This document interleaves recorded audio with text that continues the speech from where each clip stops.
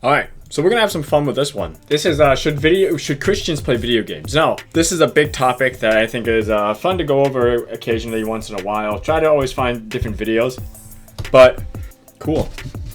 I just did this. 351 Old Testament prophecies fulfilled in Jesus Christ.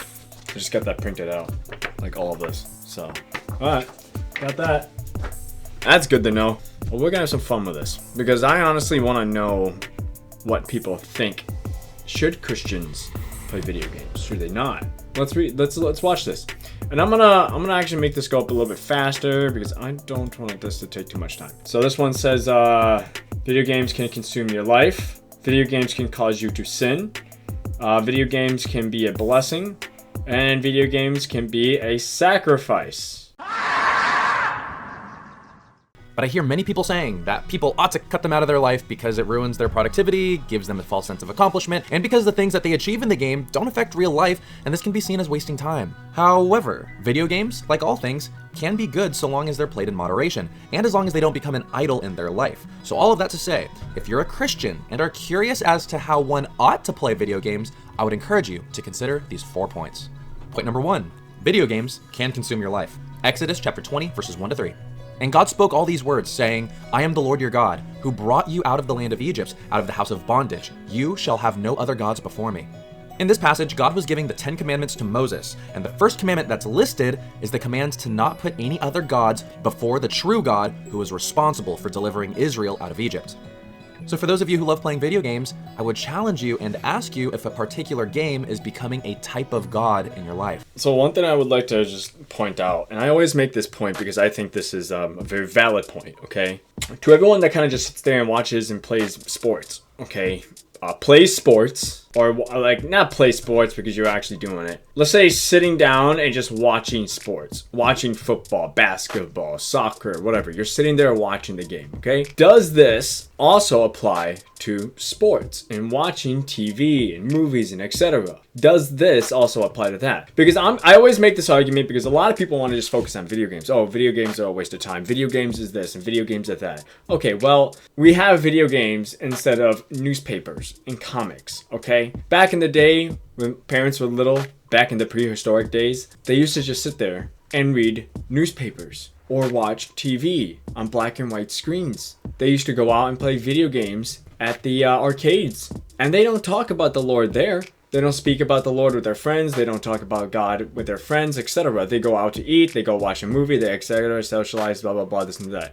Why is it any different than playing video games? I was just on a game called Rec Room. And I went into it to try to talk to people about God or the Bible. I said I'm open to conversation, blah, blah, blah. And one of the games that I joined, there was a girl walking around asking people, do you know Jesus Christ? I'm like, wow, she's doing more than the average person in church as she's playing video games. You can't do that watching football or watching sports and sitting down on your couch. So I don't like videos overall. I'm watching this because I kind of want to just watch it and see what they have to say. But why just video games? And one way to figure this out is to look at how much you give your game. How many hours do you spend a week? How much money have you spent? How much attention do you give it throughout the day? And how much do you depend on it for rest? Now, I'm not saying that time and money shouldn't be given, because people do have the freedom to spend their time and well-earned money however they want to. But video games can become an addiction in a Christian's life if they aren't careful. And even though these games were meant to be fun and entertaining, it can drown individuals with pleasure, get people to escape and forget their responsibilities, and this can cause... Same thing with everything else, though.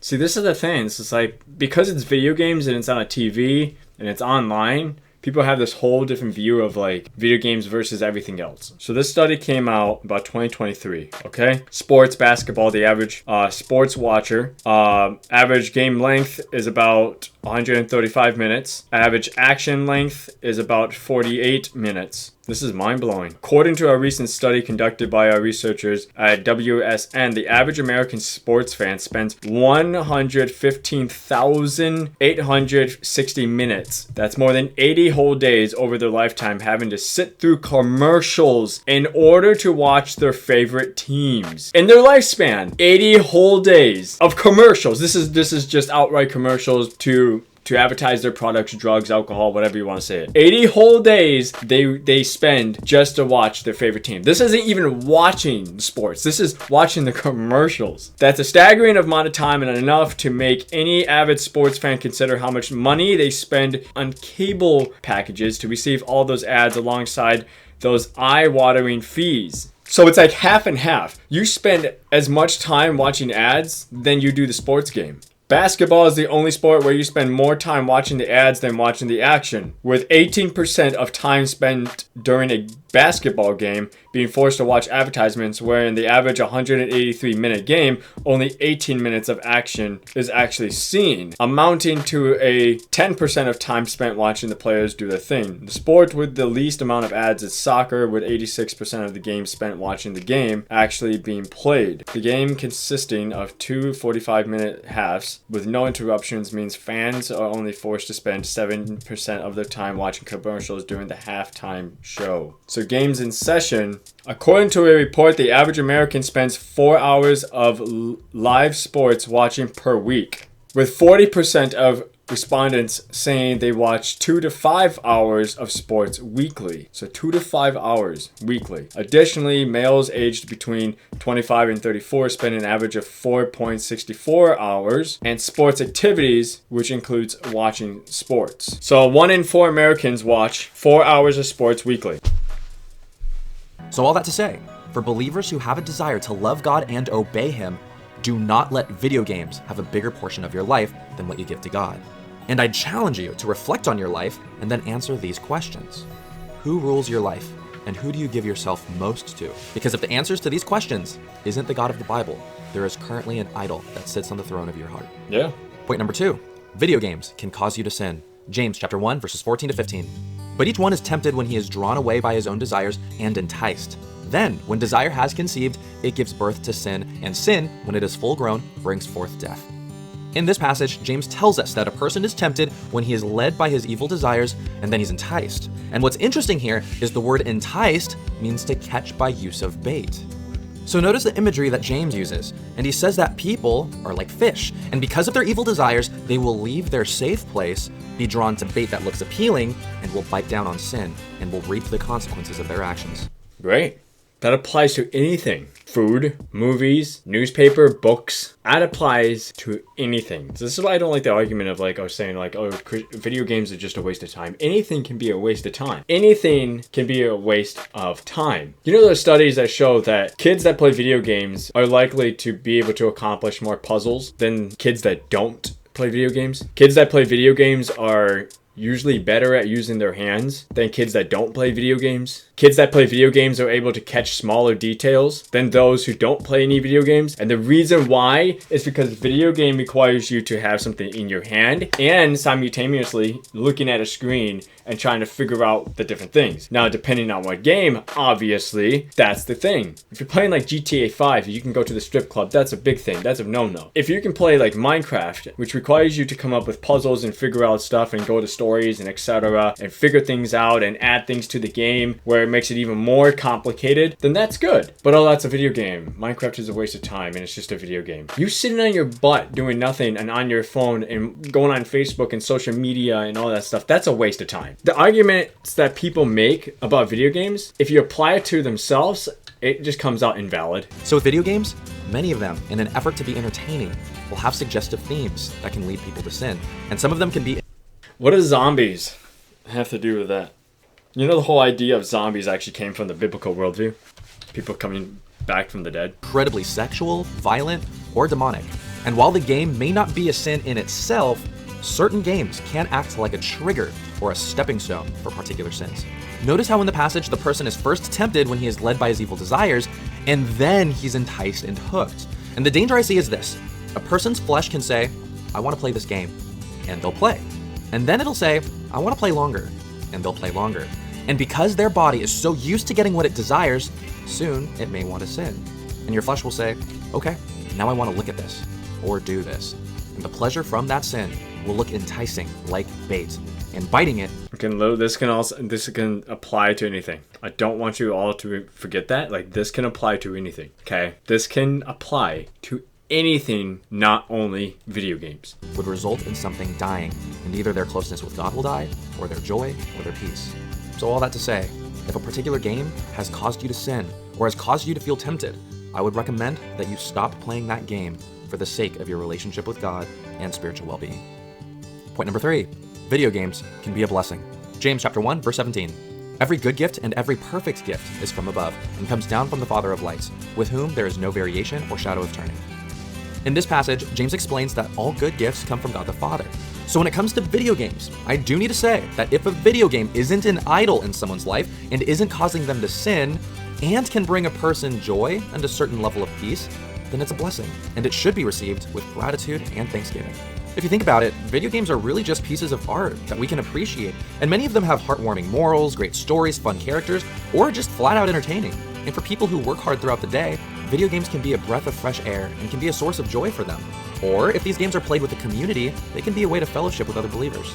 I've heard many... Which a lot of the games nowadays, it requires you to be like in a group session and playing with friends. It actually encourages you to be with friends rather than by yourself. So a lot of games don't even they're not even meant for single player. And when it is single player, it's really boring to play. So honestly, a lot of the games nowadays forces you to be with other people or talk and communicate with other people. Now, Call of Duty is a whole nother story. That's a game where you can't exactly communicate. I had one successful game that I actually talked about God in it, and yeah, that was about it. But one game. Besides that, everybody else was just like, get off, blah blah blah. We're trying to get away from work and get away from life and everything, which is understandable. It is. Video games is a way to kind of escape in a sense this reality, because the world sucks. And for me, I'd rather sit behind my desk and just talk to a camera and talk about certain topics and scriptures and all that stuff and play video games, and then pop out a video in which I make like a commentary about something about like the scriptures once in a while, then I would actually want to talk to people.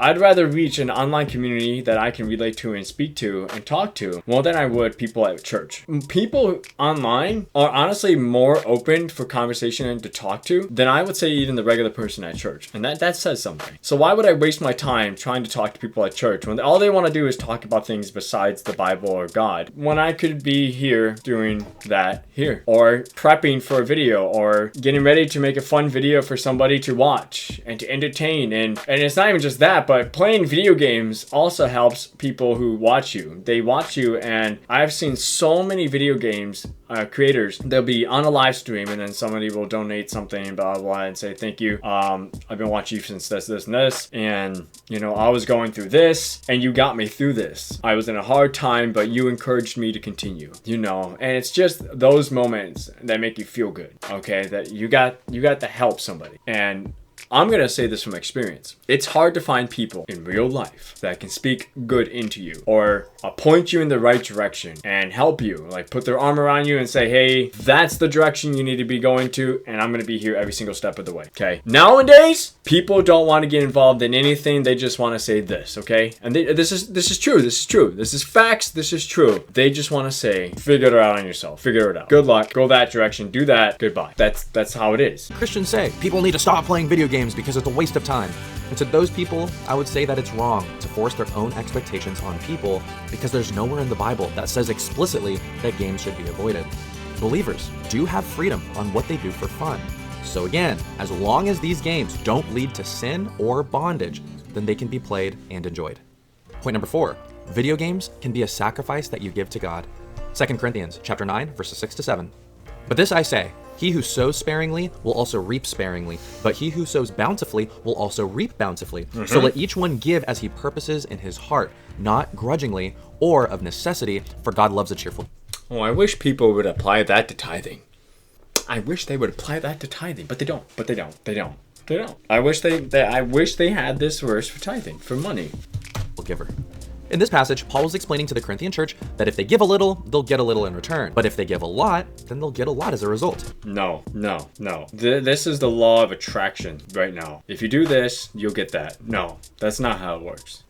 If you do this, you'll have more responsibility, which God will give you more responsibility possibly, but not always. This is not the case. This is prosperity right here. So I would argue against this.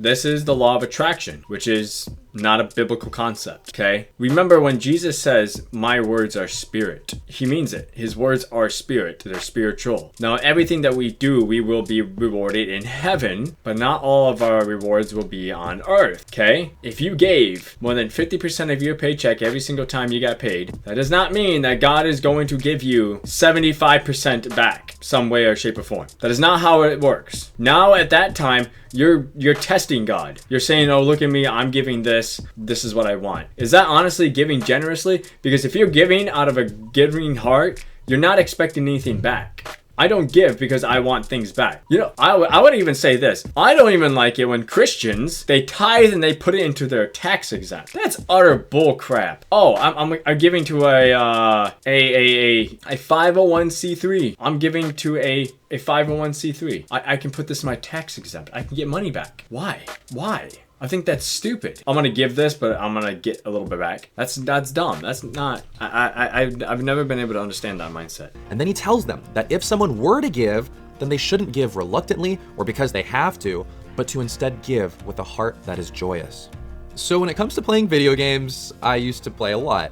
Any video game where I got to pick a team. You know what's really funny is like give it with a joyful heart. So at many churches, including the one that I go to, we had a Bible study and one of the pastors was the head of that Bible study. And we were talking about tithing and money and etc. And we're talking about like how it's 10% and blah, blah, blah. And when you study the concept of tithing and giving, tithing was not always money. It was also giving in charity in what you had and provided and what you did as a source of income. So it wasn't just always money, it was the clothes that you made, it was the flock that you had, it was whatever. Okay, so even that, on top of the 10%, there also came other percentages that came from other things. So that 10% could be possibly turned into 15% or 20%. And then if you didn't want to give 10% of your livestock or the clothes that you made or the tables and etc., or the wood that you collected, etc., whatever kind of business that you had, instead of giving 10% of that and you wanted to give money, you would sell the 10%, but then you added like an 8% or a 5% to it to give